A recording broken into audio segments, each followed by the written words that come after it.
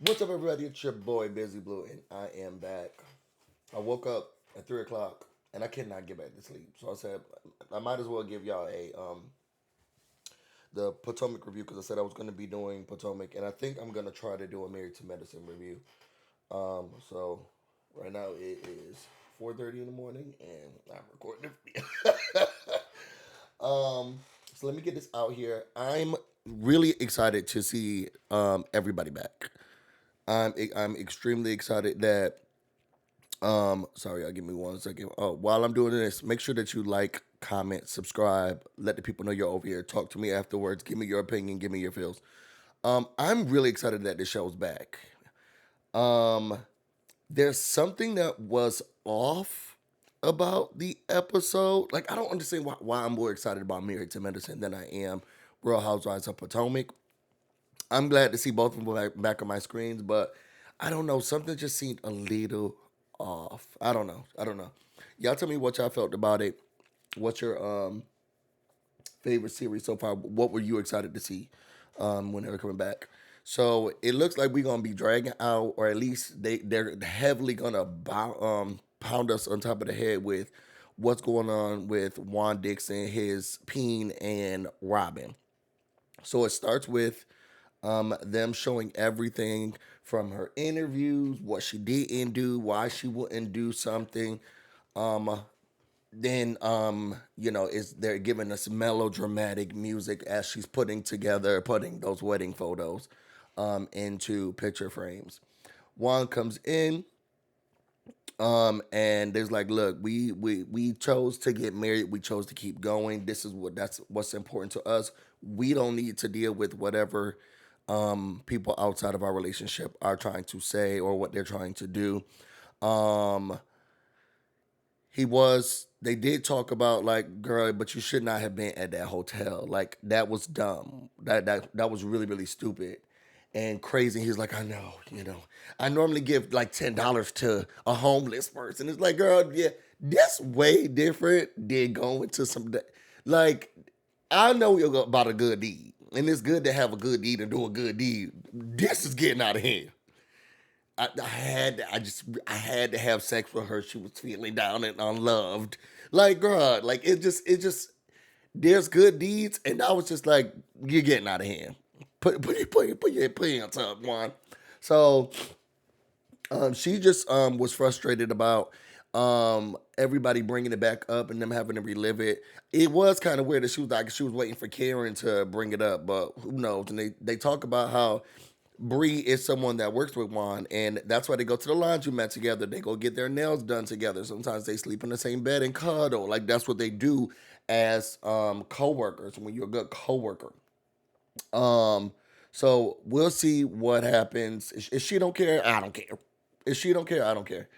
After going from there, we get to Karen, Candace, and Wendy. It was really weird. I wanted to know what the restaurant was, but I felt like they weren't trying to show us what the restaurant was. But so, well, I don't know about that. Um, and then also, was it just me or did the server look dead?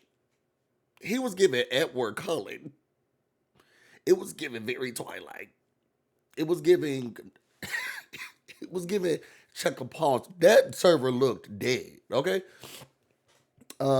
So Wendy's like, look, she ready for the grass because she's wearing her rosary all around. She not gonna let anything get to her. And then they again talk about Robin and how she was deflecting and projecting and pushing off all of this stuff and everybody else when she basically didn't want to tell her own story. So she sat here and maligned Candace and what she was going through, and then utilized Wendy, all of these people just so that they didn't talk about what she does or what was going on with her and what Cameron not bringing it up because she just knew she was going to bring it up. Karen said she needs to see the marriage certificate. So I don't know. Can we find it? You can get it hidden. I don't know. After that, we get Ashley and the kids. She said her house is coastal chic. I think it look ugly as hell. The inside to me, it just look ugly as hell.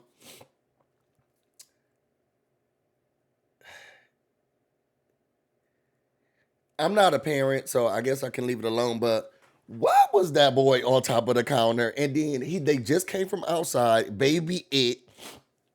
They just came from outside taking out the trash.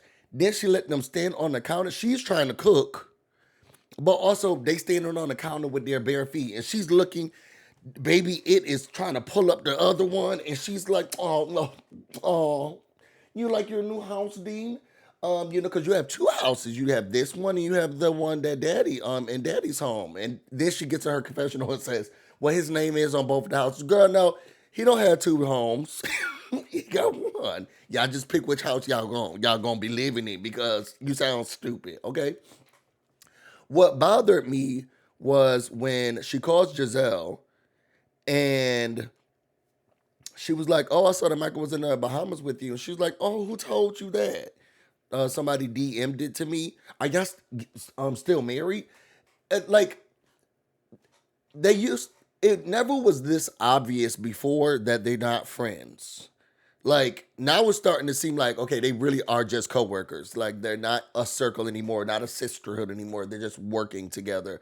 Because normally your friend would know if you married and if you went to the Bahamas with your husband. And she's on the phone like, who said that? I can't believe it. So Giselle's asking because she don't know what's going on with her friend. How are things been? And she's like, look, we hashed out how much I'm gonna get in spousal support and child support and everything else, the major things. But she says she's dragging her feet because divorce is so hard. But it's also like that bank account is tough too. Okay, so Giselle says she wants to invite everybody over to her house for a intervention for Robin, or more like a check-in, a sister check-in, or whatever. So after that, you get to Giselle. She is with the Jason from a summer house. It seems like they authentically do have some sort of relationship because the whole time that they were talking, it seemed like he been cooking for her. They been cooking at his house. Angel and the door was it a door? I think it was Angel was talking about how she helped with the noodles the last time. So there is something authentically there. I don't see it for real, for real, for real. But there is something that's authentically there. They've been dating for a while. She likes him. I think they're not together anymore, but I'm not sure. Um, Giselle is a little bit sad because Grace is going to be going to college soon, so she's still trying to like muster up time to like give herself some time to, uh, you know, grieve that loss, but then also have a little bit of fun with this Jason guy. And he, for some reason, he kept bringing up her coming back from Dubai, Dubai, Dubai, Dubai, Dubai. You was out in Dubai. You kept bringing up. Did anybody else think that was kind of weird? Either way, Angel likes him. I thought this was a really cute scene that was making that food. Then we get Mia. Mia, she had to move out her bigger house because her husband got locked out of the family company by his brothers. So now she's like so upset because now she's living in like what it can be considered a closet. Um, but they took all the businesses away from them and like, well, we didn't do anything wrong. We've done all this. We tried everything we could, but it's been a financial strain on them since all of that happened. He was dealing with depression. And I don't understand how when he's like dealing with the depression, she's like, I didn't know how I was gonna get through it. Girl, what about him getting through it too? You sat on the couch for 2 months and I was like, he's like, well, I want to thank you for standing beside. Can you imagine having to inflate that girl's ego about your depression? I didn't know how I was gonna get through it. I was so concerned. He was like, you were so strong and you used to cuss me out too. So I don't get it. Either way, she's still back to line because she said, "How do you feel about me not drinking?" When he said, "I didn't know you stopped. Girl, I didn't know you stopped drinking." Okay, you had a glass of wine at the last place. But it's hard. Look at and they just roll off her tongue like that. Like the lies just come out so easily. That's scary. And then they talk about trying to fix things with Karen. And he says, "Well, I'm sorry that she does. She's like, I need to apologize for like calling her a hoe." He's like, "I didn't. You didn't call her a hoe." He's like, "Well, insinuating she could possibly be one." And then we get to Candace. Candace, her and Chris are eating outside, and they talk about how last year was a little challenging, especially because of everything that Robin was doing about Candace's marriage, but not doing about her own. But she says she feels good. She's been touring a lot, and the thing is that she's trying to make a lot of money. Right now, she's been over budget. Things cost a whole lot. She's spent over six figures so far. Then they start talking about how old Chris is. Um, then they talk about again the Robin scandal and what's going on, and she's like, "Look, I want to be supportive to her, but she didn't have compassion for me when they were going through all of my stuff. I want to have a conversation with her because remember they used to be close, but it seems like they just not there anymore." Then we get to the main event, Robin's intervention. Was it just me, or is it that they didn't want to show us what Giselle's house looks like? And I didn't want to understand that. They just kept switching and swapping it. Maybe it's still not finished. Who knows? So everybody starts showing up. Cherise comes in first. The real grand dame, okay, come in first, and they're like, "Look, we're just here to support you. I'm just here to support her. We know what's going on." Child Ashley comes too, which I'm thinking is weird because Ashley always got cussed out and fingers in her face when she talk about her man. Um, from there, she goes to everybody's coming down. Y'all remember when Sheree was going to Kenya's housewarming? She said, "What is this? Like a roller coaster trying to get down." That's where everybody was walking, like trying to get down there. But they all get there. Then Robin gets there and they have the conversation. I love how she started it with this is all to just support you, and we have something to say to you. And she was like, "Okay, so who going? So you got something to say, Sharice? What's on your mind?" And Sharice is like, "Right now, I don't have anything to say." Child Ashley took that spot. So we think you being stupid, okay? You loving this man, and clearly you're not happy. Are you happy? I don't understand the story. Is the story not weird? She's like, well, Juan wouldn't have come up with that. Like he would have come up with a better one. What? Are you happy? Well, my happiness has been stolen, but I kind of am. The world doesn't want to see us together. And Giselle's like, yeah, but you deserve to be like put you first. When you got divorced and we was here and we were supporting you, that is the woman that you need to be. After I got over that cheating philandering man down there in Atlanta, I told myself I would never have to go through something like that again, and I don't want to watch you have to go through something like that. And she's like, so what y'all want me to do? Y'all want to scream? Y'all want me to yell? Y'all want me to fight and cuss him out and say, why did you do that?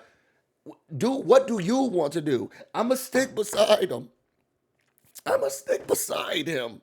Then Cherie started crying and she's like, well, this just reminds me of when I had to go through divorce. And it was sad to watch her building that champagne room because she had nothing else to do. And her husband was like literally gone.